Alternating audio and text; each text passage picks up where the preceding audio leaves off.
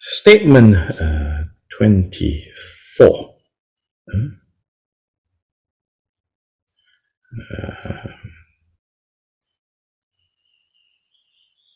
Statement 24 here says,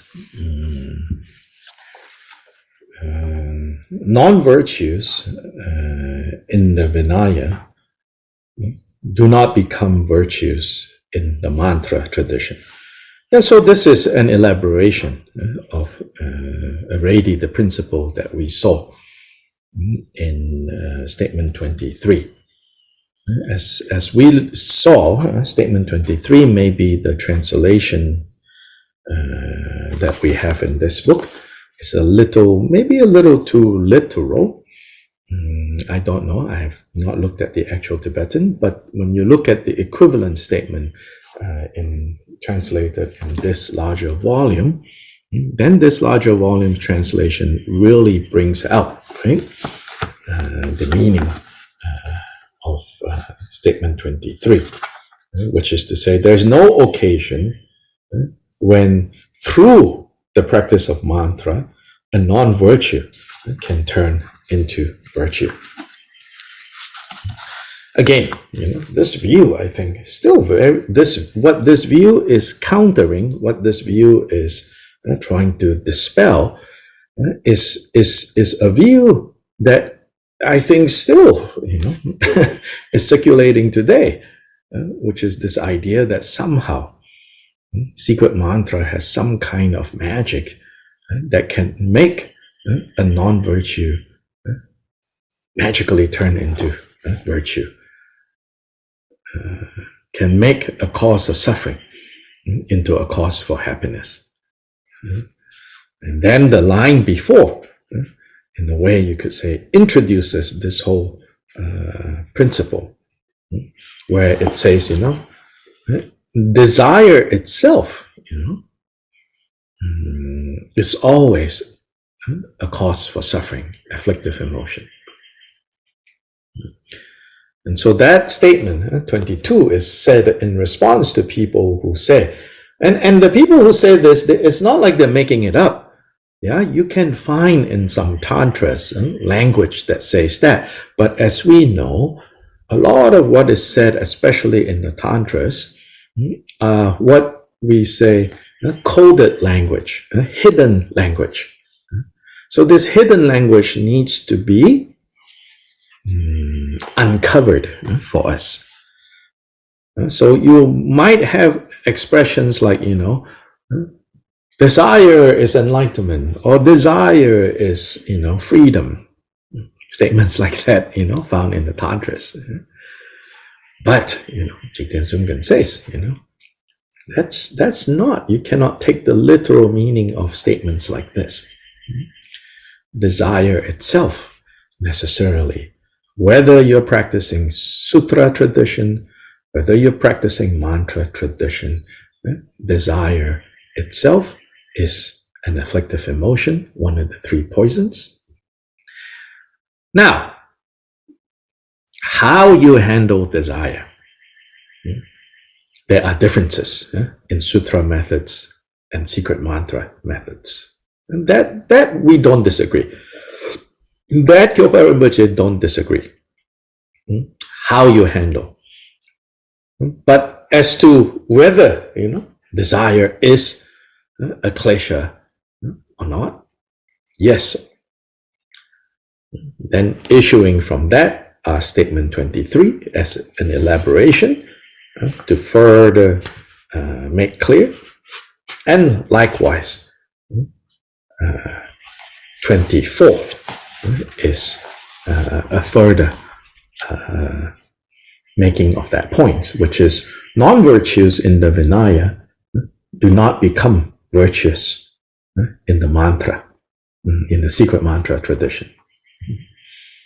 So here, Khenpo Kunpal's commentary, we can look at that. It says, likewise, the four root vows.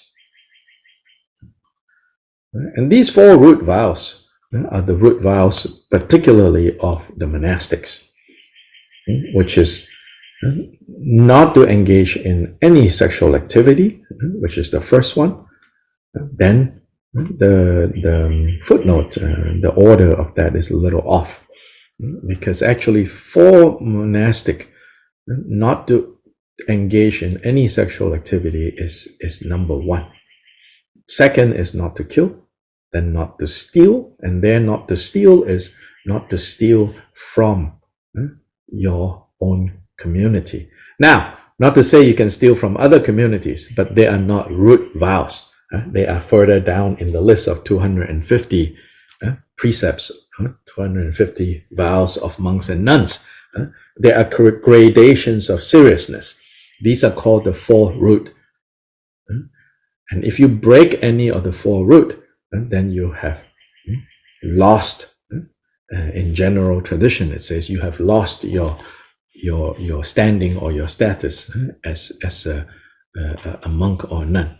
These are the four. Engaging in, well, to be exact, since I'm emphasizing we need to be more exact, then any sexual activity involving someone that you desire. If that happens, then it constitutes a root downfall. All other things, all other sexual activity are lesser degree, with lesser kind of consequences and lesser and different ways of purifying. But if you break this root one, it cannot be purified. It has to be completely retaken. So this is the significance of the four root. So likewise, stealing, if you steal from your own monastic community, then that cannot just be confessed and purified. You have to retake your vows, which in the monastic setting, that there are real consequences in terms of, because monastic setting, seniority is determined by how long you have been a monk or nun.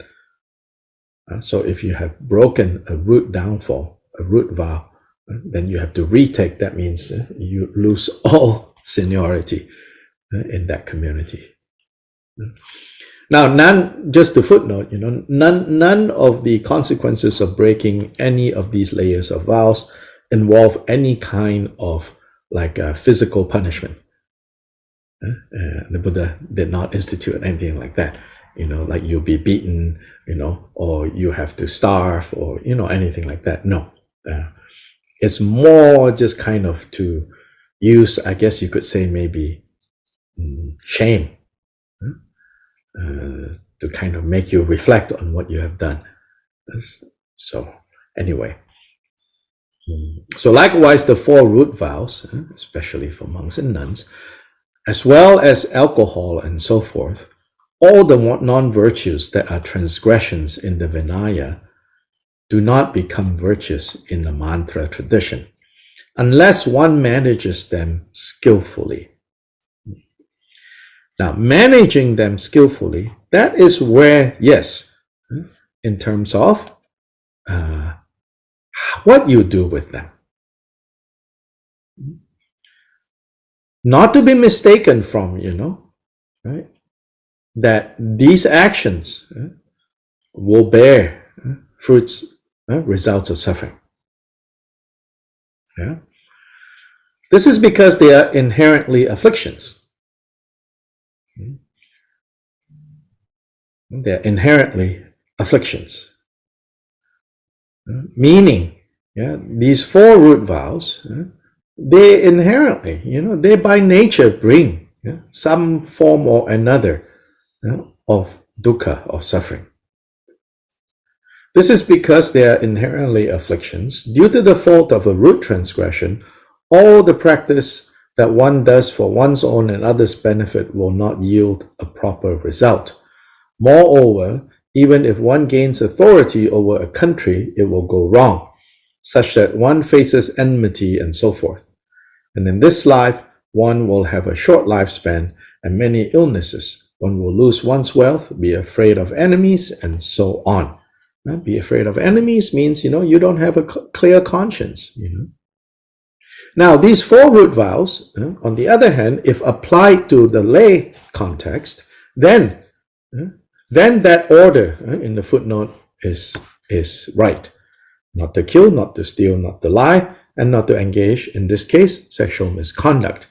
There is talking about to be sexually involved in with someone that someone has no autonomy. And what do we mean by no autonomy? That someone has already promised him or herself to somebody else. That someone is still under the protection of his or her parents. That someone has taken religious vows to abstain from sexual activity. That someone is under the power of the state. So this shows, it's talking about people who cannot give consent, in other words. If you get involved with them, that is sexual misconduct for the lay context.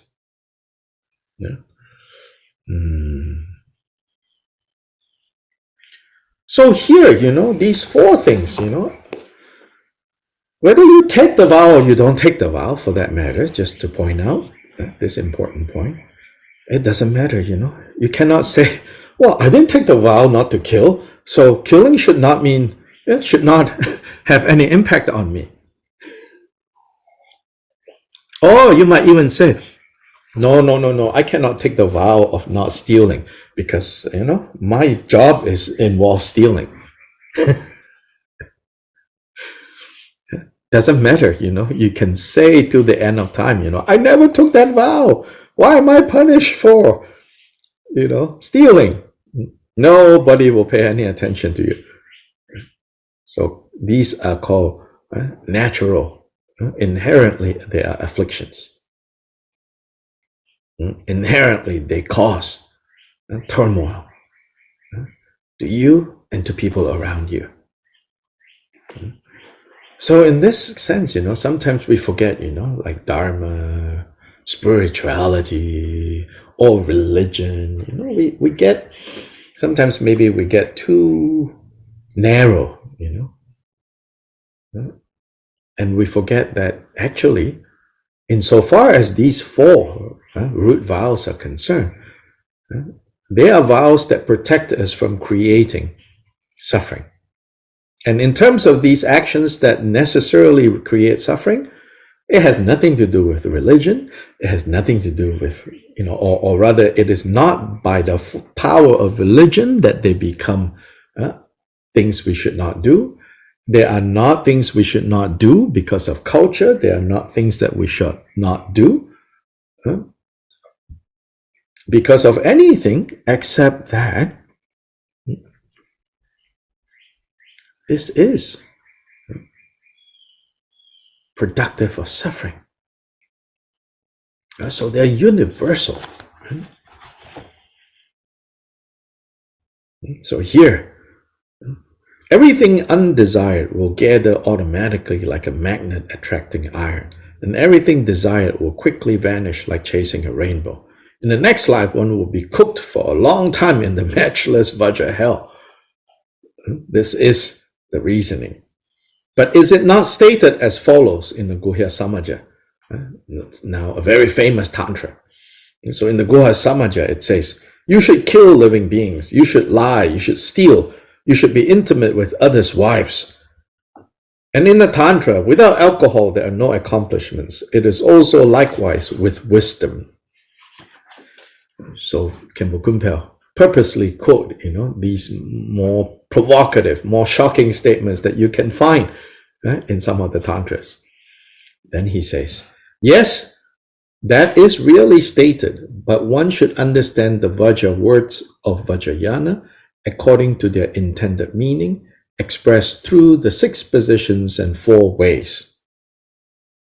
So this is talking about interpretive guidelines. And so you can look at the footnote there.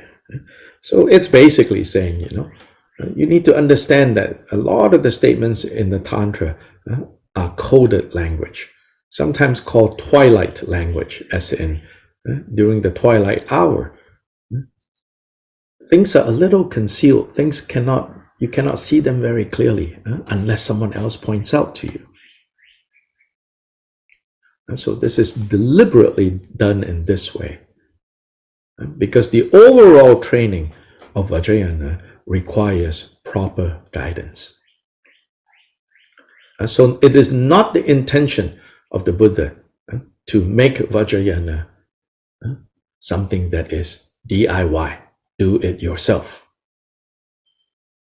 which we are all doing these days, really. In a matter of degree, even myself, and I see a lot of people doing DIY Vajrayana. And then more and more books try to make things very clear. But the problem with words is that no matter how much you think you can make them clear, they cannot. Someone is going to misunderstand.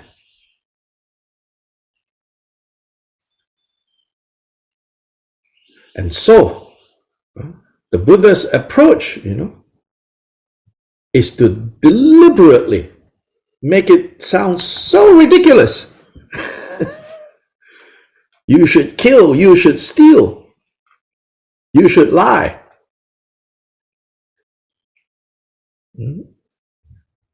In some parts, it even says, you should be intimate with your mother, really shocking statements like that. Because it's so obviously that is not what is being said.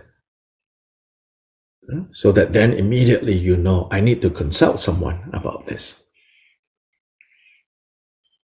I need to find someone who can unpack, who can show me the deeper meaning of something like this.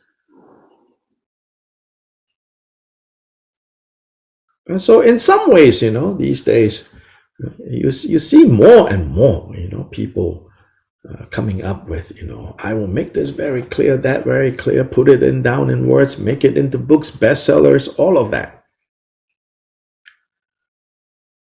In a way, is the opposite of the strategy of Tantra, which is to make very outrageous statements so that anyone reasonably looking at it will say, no, this is not what it's saying.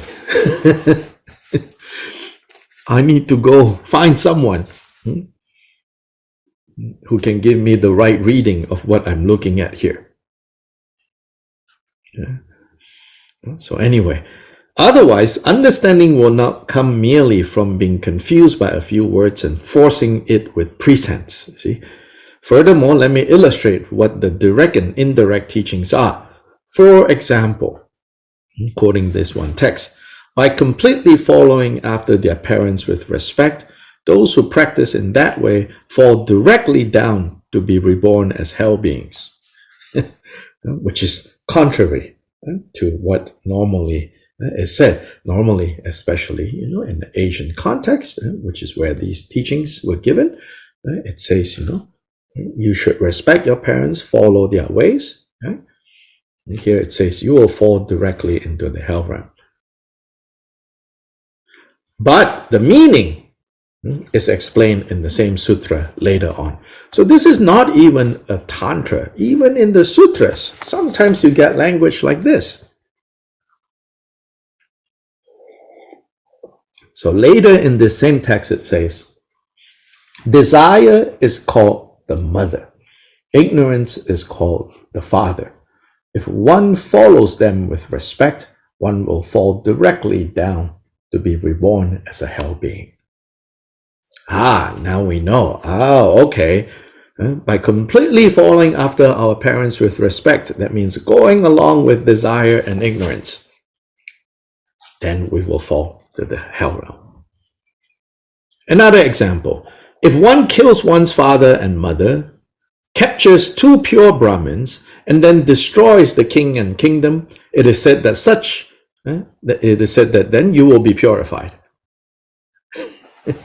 Again, what is going on? These and other quotes illustrate the point. Moreover, concerning the meaning of the indirect teachings of the Guhya Samaja mentioned above, the original quote, it is said in the explanatory tantra called Revelation of the Indirect Meanings. So every major tantra has at least one, if not a couple of what's called explanatory tantras. These are different from commentaries. Commentaries are written later on by some great scholar, some great practitioner. Explanatory tantras are said to be taught by the Buddha as well. Here I have to footnote, when we say Buddha, I don't know if we necessarily should think literally Buddha Shakyamuni, Siddhartha, who became Buddha, taught it. Because often these tantras are taught by Vairocana, which in a way is saying, in a poetic way, that is Shakyamuni. But I don't think we need to be so literal. I think here is talking about the awakened mind itself. Anyway, my personal opinion. You can reflect on this. Anyway, in this explanatory tantra of the Guhya Samaja, it says, what should be stolen is bodhicitta. Lying is to teach the conventional, meaning to teach others how conventional reality works, which is a type of lie, because ultimate reality, they're not like that. The aggregates are the sentient beings to be killed. Meaning our five aggregates are the way we are so fixated, so under the power of the five aggregates, we should kill that. And the four immeasurables are the women with whom we should be intimate with, are the desirable objects that we should be intimate with. So this explanatory tantra found in a separate text. So if you didn't know, you read the Guhya Samaja yourself and you say, oh.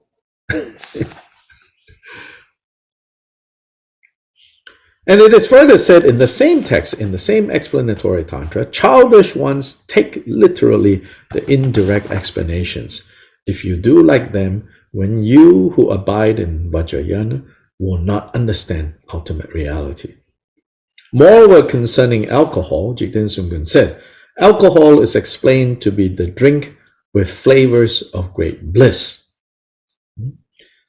So here, Jigten Sumgon says, when they say, you need alcohol, without alcohol, you will have no accomplishments, the Buddha isn't talking about this drink of intoxication. The Buddha is talking about the flavor of great bliss. Great bliss, great satisfaction.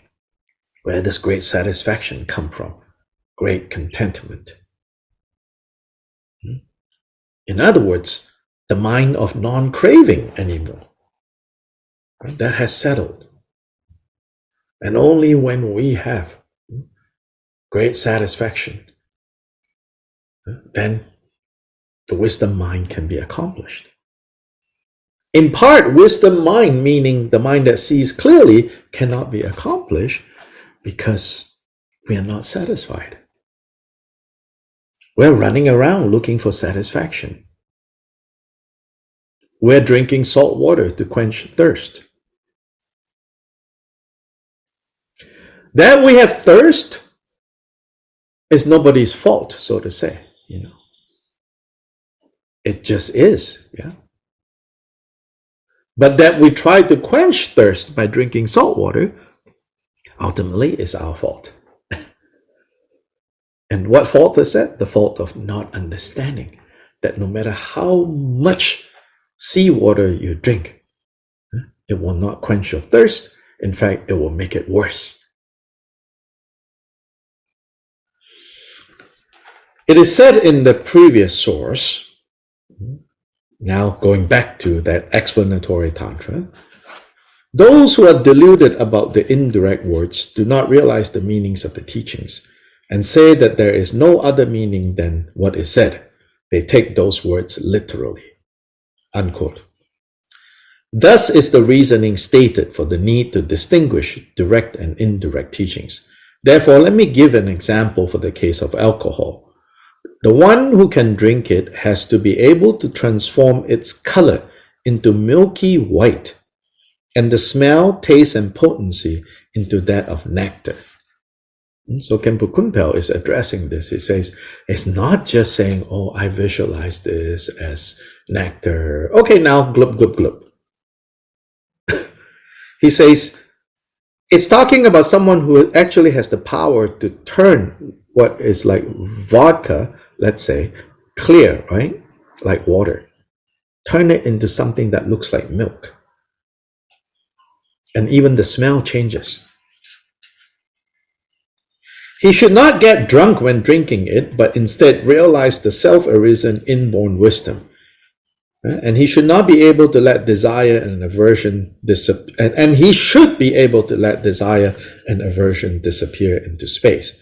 For example, if it happens as for the great Brahmin Saraha, who realized Mahamudra based on alcohol from a skull cup, it is taught to be a pledge to drink it. As in, it is a part of the Vajrayana training to drink that. If it happens like that, since it contradicts neither the individual liberation nor the bodhisattva vows, it is always fully permitted. So if you have enough power to actually physically change the constitution of this alcohol, then of course, the Buddha never, prohibited the consumption of this. But if you don't have the ability, you don't have the power, and then you can call it whatever you want to call it. It still is whatever it is. If it is not like that, then one is confused by the words only. And although one is not able to transform the alcohol into nectar, one claims there is no fault in drinking it merely based on some kind of mantra ritual. So Jigten Sumgon says, in case you want to drink alcohol and cannot resist drinking it, if you do not have the ability to transform it, then beware that it is said in both the old and the new secret mantra traditions that excrement is the greatest of the 5 nectars, and not many said that alcohol is nectar. In fact, he says, here and there, yes, there is references to alcohol serving as nectar. He says, but more so, there are more places in the Tantras where excrement is said to serve as nectar. He says, well, if you rush to alcohol and call it nectar, when it is only mentioned in a few places in the Tantra, why aren't you rushing to excrement, where it is explicitly identified as one of the ingredients for the 5 nectars to be transformed? The 5 liquids, they call them, to be transformed into nectar. However, since you want to drink alcohol, you should equalize what you want to adopt and what you want to reject, mixing alcohol and excrement in equal measure, and then drink it. If you cannot drink that due to its stench, then you cannot at all call it nectar. Since alcohol is poison, a great fault will ensue in this and future lives, if you drink it. Thus, it is also not prescribed. It is also not prescribed. It is prohibited in secret mantra as well. And so don't say, oh, in secret mantra, we can drink. Now, it's true, culturally, you might think, oh, I'm just taking 1 drink, 2 drink. I'm not saying, this is up to you. I'm not saying that you should walk around with guilt. Oh, I had a drink at dinner tonight. But what is what I think you should understand from here is don't try to kid yourself and say, oh, I'm Vajrayana practitioner, so yeah, I can have a wine here and there. I can have a beer here and there. I can have a whiskey here and there. Maybe you are in a culture where, that's fine. And maybe you even say, I don't ever let my mind become confused. I just take a drink. I have control. Maybe all of that is true. I don't know, Yeah. But do not, use the pretense of mantra practice, secret mantra. Yeah. At least be clear about that. Do not use the pretense of secret mantra. Because as Jigten Sumgon says, if it's actually secret mantra, can you actually mix in excrement with your alcohol and have one taste? Which is said to be what nectar is, one taste. If you cannot, don't kid yourself, he says. Don't make excuses in that way. It is said in the arising of Chakasamvara, with the mantra Ahong, the one who is endowed with the genuine ritual may enjoy it. This passage says that if one is able to transform alcohol into nectar, one may drink it, but if one is not, it turns into poison. Thereby the accomplishments are destroyed, and one will be criticized by the sublime beings. The yoginis, the dakinis will get upset. Obstacles, illnesses, and so forth will occur, and thus one will be tormented in this life, cooking in the howling hell, and so on in the next life. Again, here is talking about indulging in unskillful actions and calling it mantra practice. Therefore, it is taught that since there are immeasurable faults like that, mantrayana practitioners must avoid alcohol. One should understand in exactly the same way for others. In exactly the same way with regards to other objects of sense pleasures. Obviously, Khenpo Kunpal highlighting, singling out alcohol tells us that, very commonly this is consumed among his audience, among Tibetan society. In part, yes, Tibetans, love to drink. There is a strong drinking culture. And then, Vajrayana rituals involve, substituting, I've never seen a Vajrayana ritual where they use excrement, So they use beer, they use alcohol,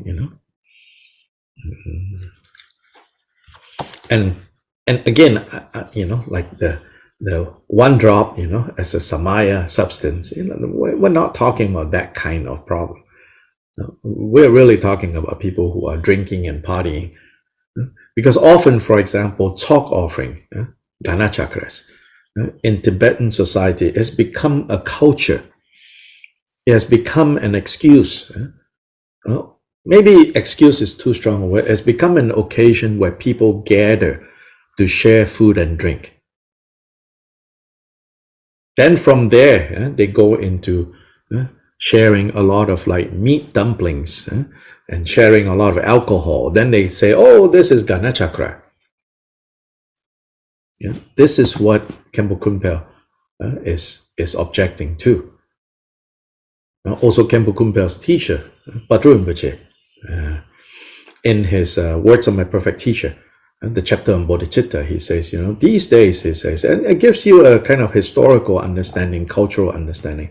He says, these days, people mix up their Gana chakra practice with common, like, festivities, partying. Then he says, every time a group of lamas come into some town, some village, to perform pujas, drupchen, at the end of the puja of drupchen, there will be a Gana chakra, And he says, but actually these days, he says, every time a group of lamas come into town, the animals in that town shudder when they hear the drum and the cymbals, because they know these people are getting ready for a big party and they will be slaughtering them, all in the name of performing Ganachakra and drinking, all in the name of performing Ganachakra. Bhadra Rinpoche says, this is so negative. So this is what is the broader context of this. Therefore, it is all right to disregard prohibitions and necessities for yogis who have the view of the generation and completion stages and who are not stained by the objects of sense pleasures, but who have the power to transform appearances and are like lions, like the accomplished masters Vajra, Virupa, and so forth. Therefore, only those who have that kind of power can handle, right, these things that we cannot handle.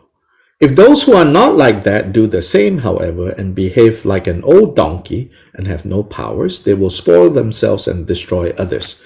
Thus it is said in the Stainless Light, which is a tantra related to Kalachakra, and that one's conduct should be in accord with the situation.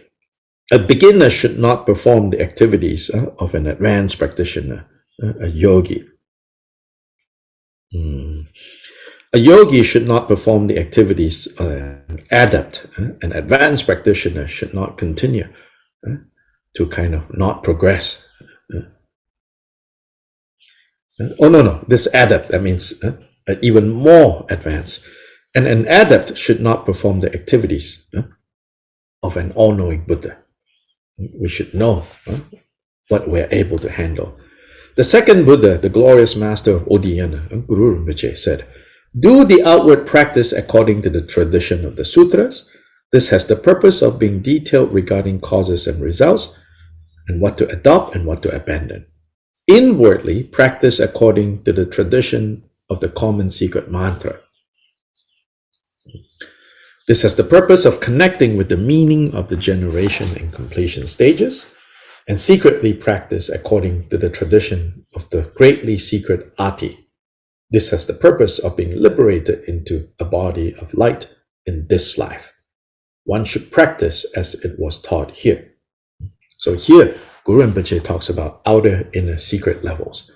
Outer level, always conduct ourselves according to what's prescribed in the individual liberation vows, in the bodhisattva vows.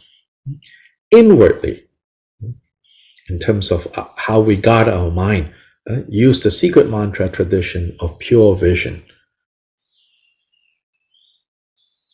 Always connecting what we do with the deeper meaning of the creation and completion stages.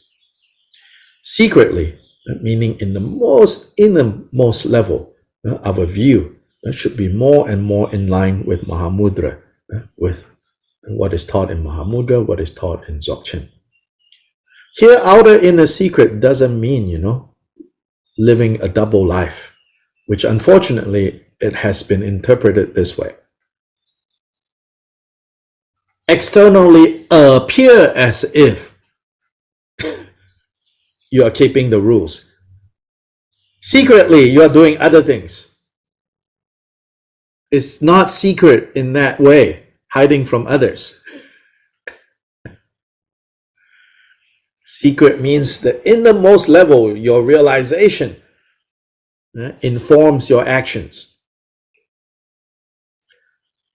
Meaning secretly, right, on the innermost level, there's no birth and death, no coming and going. Happiness and suffering are all temporary states. But externally, you're careful about what causes happiness, what causes suffering. No contradiction, these two.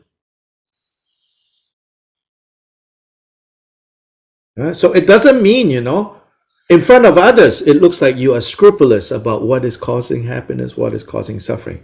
No one is looking, no need to care. Oh, secretly I'm practicing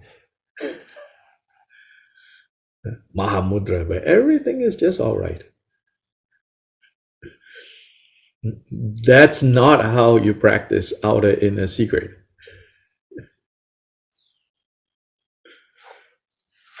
And so now, this is statement 24. Yeah. So today we're going to stop here. And as I said, rest of this week, we will meet as a group. But if you can continue the Archie Sang on your own, that's always very good. Then stay tuned. I will let you all know when we continue, probably next week. The following week, we will continue with our Gongchik and Archie practice. Sublime, precious, venerable, and glorious root and lineage gurus, assembly of Idam deities, Buddhas, Bodhisattvas, dwelling in the 10 directions, and all assemblies of Viras, Viranis, Yoginis, and Dakinis, please heed me. May the virtues collected in the 3 times by me and the entirety of samsara and nirvana and the inherent root of virtue not result in the 8 worldly dharmas, the 4 causes of samsara, and the resultant states of hearers and solitary realizers. May all mother sentient beings, limitless as the sky, particularly those enemies who hate us, obstruct us, who harm those who create obstacles, Maras who mislead, and their Mara retinues, have happiness and be separated from suffering, and quickly attain the unsurpassed, perfect, and precious Bodhi. By the power of this vast root of virtue, may we benefit sentient beings with body, speech, and mind. May the afflictive thoughts of attachment, aversion, ignorance, pride, and jealousy not arise in my mind stream. May thoughts of name, fame, gain, respect, and so forth in this life not arise for even a moment. With my mind stream moistened by love, compassion, and bodhicitta, may I come under the care of virtuous spiritual friends, and having become as limitless as space, may I achieve the supreme attainment of Mahamudra in this very life. By the virtues collected in the 3 times by me and the entirety of samsara and nirvana, and by the innate root of virtue, may I and all sentient beings quickly attain the unsurpassed, perfect, complete, precious Bodhi.